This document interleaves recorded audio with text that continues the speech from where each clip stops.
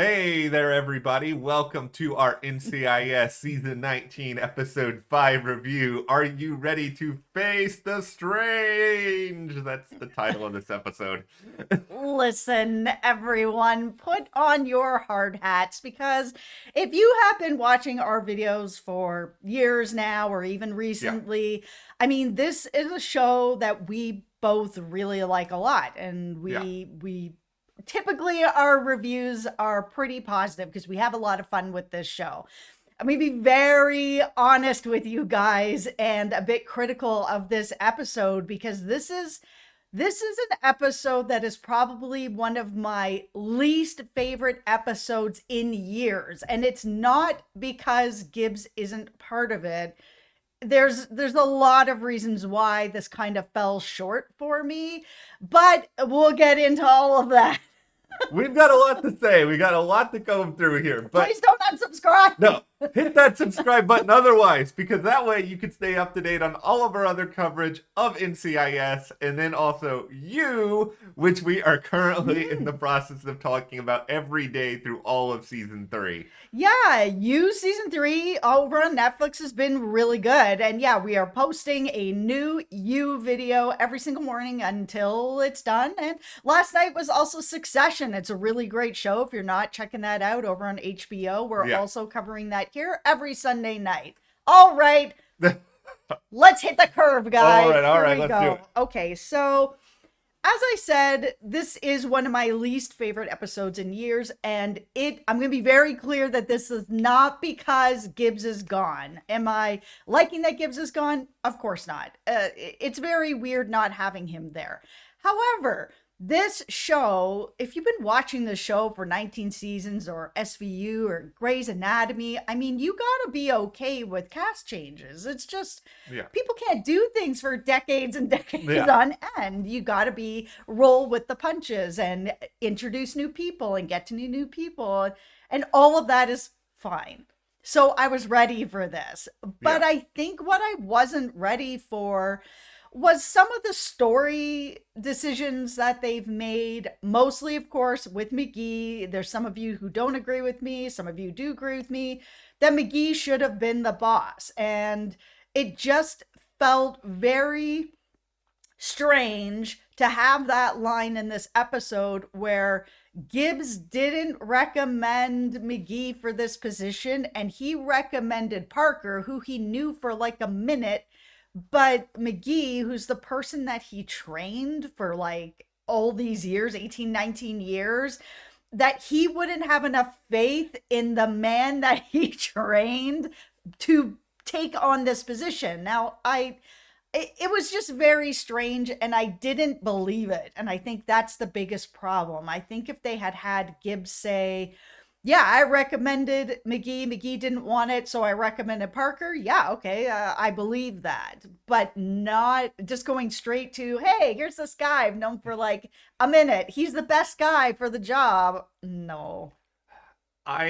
Listen, I'm gonna be living in denial a lot in this video because I haven't worked through all my stages of grief here yet. But this is the biggest problem I had with this episode too. Like, regardless of anything else, it just didn't make sense for Gibbs to say that. And I tried to Jedi mind trick this in my mind a little bit and sort of be like, okay, well, maybe Gibbs was saying this knowing while McGee felt about the job already that McGee wouldn't potentially want to do it, or maybe he's saying this to make McGee more driven to try to take the job. But at the end of the day, Gibbs is a very direct person. I don't think Gibbs is going to do like all these different manipulations in order to get Timothy McGee on board with this job, especially though he's already been doing this job. Like, that's something we can't lose sight of. Like, he's been sort of the special agent in charge so far this season while Gibbs was away and while Gibbs was away last season. So he already knows a little bit about it. And I may be proven really, really wrong. I may have to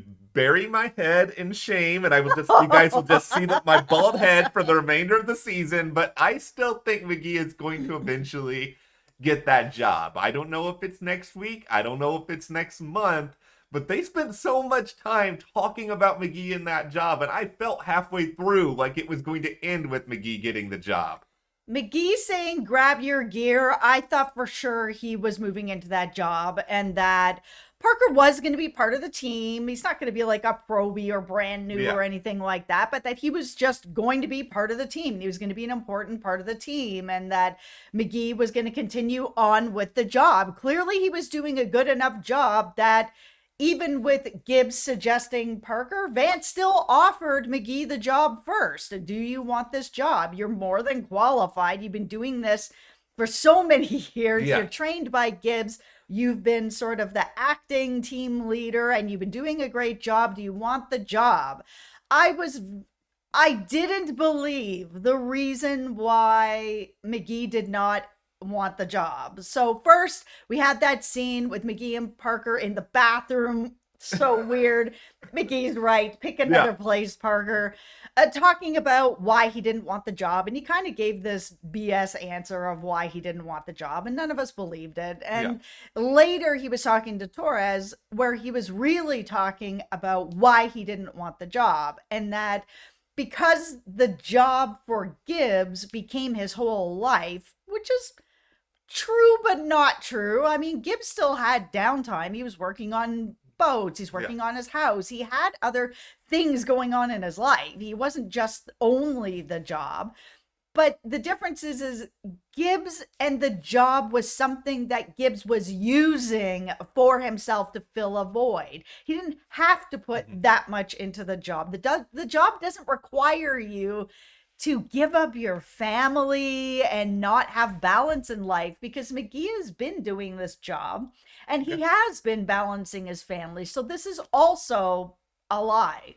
It's the part of it that I think makes it hard for viewers like us to really understand even where McGee is coming from with this is that we don't really see McGee outside of the job. So we don't really even have a sense as to what he would be losing by taking it. And so it doesn't make a lot of sense for us to be then sold on this idea that this job is all consuming when it already seems as though the job is fairly all consuming. I mean, we see McGee do a lot already for the sake of, trying to make the world a better place and working with NCIS. So I didn't fully buy that part of it just because there are plenty, I know it's hard to think because NCIS is such an institution as a television show, but there is a real life NCIS agency out there and there are real life special agents in charge. And I imagine that they have personal lives. I imagine that they do go and do other things, that they're not sleeping at their desk. So that if they can do it,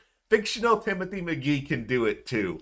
Yeah, that conversation with Torres and McGee, I think, was really important because Torres throughout the episode was just explaining how I felt the whole time. Yeah. Why is McGee not in this job? This doesn't make any sense. None of this makes any sense. Yes, Torres, none of this makes any sense.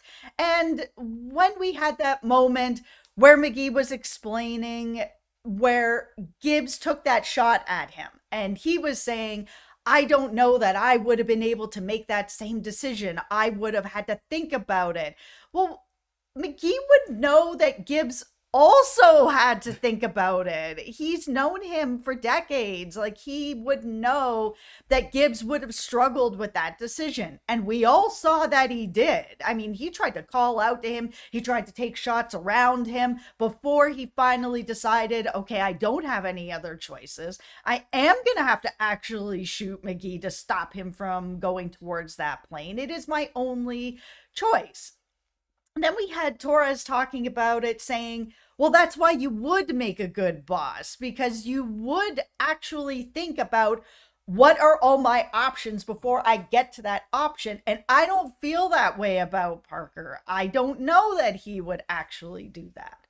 I think the sort of mistake McGee is making through all of this is thinking as though Gibbs is somehow perfect. And he knows that Gibbs is not perfect. He knows that Gibbs gets the job done. He gets the job done sometimes in an extremely, extremely messy way, but it's okay to not be Gibbs. McGee is McGee. McGee is very good at a lot of different things. I do think McGee, let's say he was in that same position as Gibbs, or eventually he had to shoot McGee. I think McGee would have followed a different path that required him to not get to that point. I mean, it's hard to say if he would be successful or not in the end, but it is that conversation with Torres, everything with Parker, just there was so much time devoted to whether or not McGee is going to take this job in this episode that I feel like NCIS and the writers, you guys know that people ain't gonna be thrilled about Parker taking this job. You guys know that we want it to be McGee. So I am going to try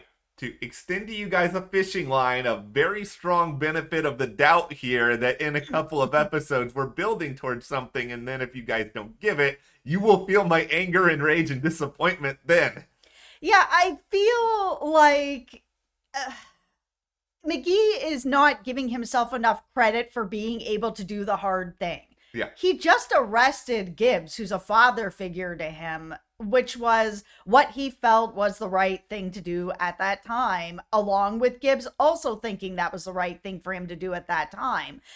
That's not an easy thing to do. I mean, that's not the same as shooting someone, but, you know, it kind of is in that it is shooting Gibbs in the heart, and it is also shooting McGee in the heart to have to do something like that. I think not giving him the benefit of the doubt that he can make the hard choices is just, it doesn't make any sense because we've seen McGee make those hard choices.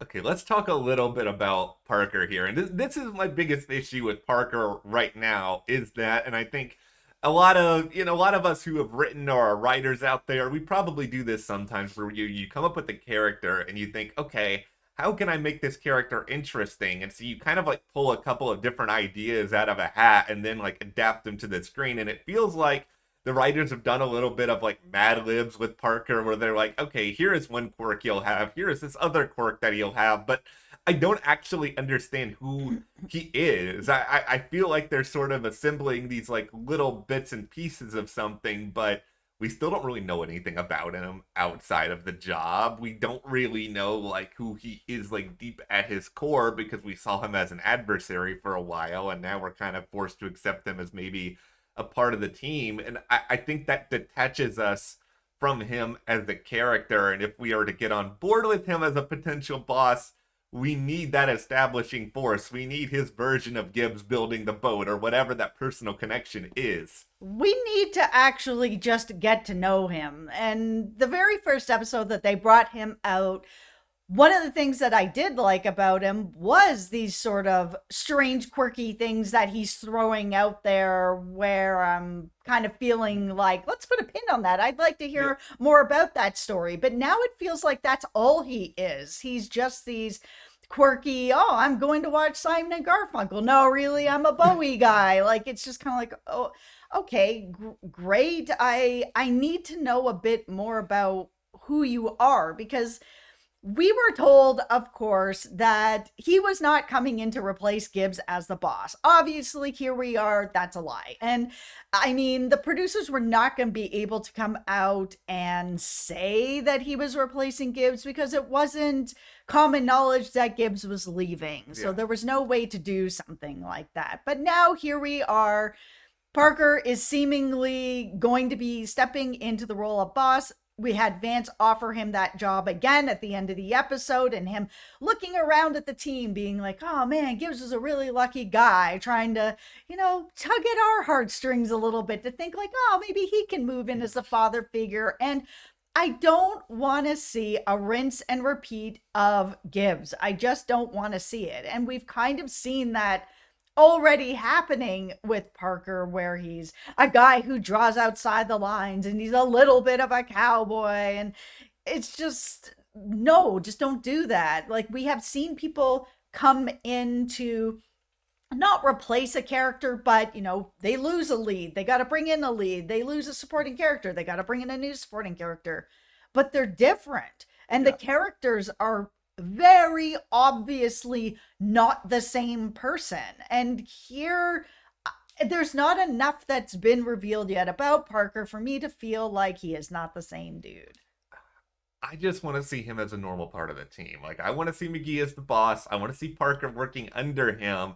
It would give us an opportunity to see a different dynamic. It would allow us to get to know Parker in a way where he wasn't just a Gibbs replacement. He was actually kind of ironically more of a McGee replacement in that spot because McGee is now the boss. And I don't understand why they wouldn't want that, which is probably why I'm trying to convince myself we're going there, even though I may be just driving myself crazy by the end of this season. I really do hope you're right, but Uh, I really feel like the show has made the decision to try to replace Gibbs with another seemingly feeling similar Gibbs yeah. type, so that the people that are watching the show that are used to seeing a Gibbs in that position are now seeing another Gibbs in that position with just a little bit of quirkiness. And if you're gonna change and you're gonna use Bowie's changes at the end of the show, Yeah. then change the show. Let us all give us the benefit of the doubt. Like, we can handle changes if they're real. But this just didn't feel like we're actually getting a change. It feels like we're getting kind of a replacement Gibbs, and we Yeah. don't need that. You guys know I want to see McGee as the boss. I would love to see, if Parker wants to be part of the team, but not leading the team. Give us Gibbs's protege Yeah. as the boss. Like, the man has earned it. He has, and it would be fun. It would be different. And, I think finding interesting, fun ways to make the show different, like that stuff is great as long as you're not trying to do a line for line replacement. Like, this is why, to me, one of my favorite parts of this episode was here it comes Ducky to help out Palmer on the case. And it's like, okay, this wasn't just Ducky like stepping in and being like, oh, I'm going to be the Ducky of old. It was sort of Ducky still acknowledging, this is Jimmy's job now, but he's got an injury. I am here to help him out. So it gave us a little bit of nostalgia, but also something new. And I would like to point out to everyone out there, guess what agent they had go down there to talk with Jimmy? It is once again Jessica Knight. You guys are all on board, NCIS writers, with the knight in shining Palmer ship that I will push until the end of time, even if it goes nowhere. Oh, I love that ship. I think that there's definitely a good friendship starting there. There's a nice connection there. I'm not surprised to see Ducky in this episode where we just lost Gibbs. So we're going to have tons of Ducky in this episode. Yeah. That makes complete sense. It was a very smart move by the show to still bring in somebody that everybody knows, that has been there since, the very, very beginning of the show, to kind of let everybody feel like some things will still be sort of the same. But this is where my last criticism comes in, and that is that Jimmy again has lost another person. He has had this very close relationship also with Gibbs all this time. Gibbs left without any kind of goodbye, nothing, no words of anything after such a long relationship. That made me feel kind of crappy in that last episode. I really felt like he deserved something. He's known Jimmy longer than he's known Torres, but Torres got a car ride. I feel like it should have been Jimmy, and now we have Jimmy trying to hold on to something. Yeah. Like, trying to hold on to Ducky, trying to find a way to keep Ducky around. He's saying he lost his wife, he's lost Bishop, he's lost Gibbs. He didn't mention Sloan, but he's, Sloan is gone too. But he's always the guy who's kind of left behind and doesn't really get the proper goodbyes with things. And I think it kind of stinks. And I know it sounds probably ludicrous to connect all this. I think this is one of the reasons why, the idea of Jimmy and Jessica together down the road is appealing to me, because it is okay, here is Jimmy finally getting like something that one of the agents would typically get. Like, it's always the agents are sort of front and center. They get the big moments, and here is Jimmy sort of left out. And yeah, that lack of a goodbye scene with Gibbs and Palmer, it does bug me. I like the scene with him talking about everything that he's lost, and I hope Jimmy does get better, but this is going to obviously take some time. If there are changes, changes pun intended here, coming Jimmy Palmer's way, we're probably going to have to wait a while for them. The one thing I will say that I really like, if you are still watching this video 19 minutes in after I've railed on it for almost 20 minutes, I did really like that Casey called out Parker on his choice, that he was going to try to negotiate with her life, that if he's going to be leading the team, he cannot treat the team that way. And I do understand what Parker was trying to say, when he was saying that Knight has a background in negotiation and that this could be a choice. But when things are going sideways so quickly, I mean, Gibbs made the right choice. And I'm glad that Casey called him out on that to say, if you're going to be the boss, you need to be here for me. I'll say one other thing I liked. 5 seconds of zombies we got in this episode. You guys could have went full Halloween with this. This is October. I wanted to get like at least like another 20 seconds of some body on the ground being like, bleh.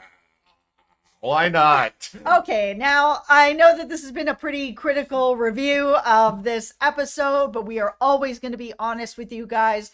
And I'm still hopeful. Honestly, I am still hopeful that things are going to find its footing and we are going to be moving into this new era that is going to work. It's just one episode, little bit off for me. I feel like they're still going to find it and they're going to be able to flow forward. It'll be interesting to see what the ratings are. Yeah, well, let us know what you guys thought about this first full proper episode without Gibbs. Who do you think is going to be in charge? But he was still in the credits. I'll say that too. He was the very first person in the credits, Mark Harmon as the lead. So we still have that going on. He's coming back eventually. Oh, okay, probably, yeah, I don't know if anything for sure, but I think he'll be back at some point. But let us know what you think about this episode. Who's going to be the boss? Give us a like, subscribe. Thank you guys. We'll see you here next time.